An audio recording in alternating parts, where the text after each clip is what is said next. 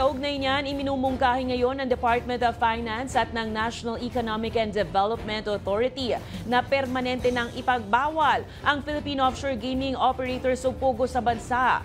Pinuri at pinasalamatan naman ni Senator Joel Villanueva ang dalawang ahensya at sinabing panahon na ito para alisin sa bansa. Sa tala ng Bureau of Internal Revenue, umabot lang sa halos 10.3 billion pesos ang nakolekta sa mga POGO noong 2023. Mas mababa pa ng kalahati sa target na 24 billion pesos na projection ng PAGCOR.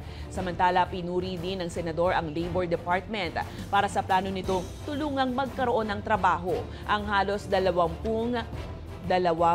POGO workers na nawalan ng trabaho dulot ng pagpapasara ng mga POGO hub.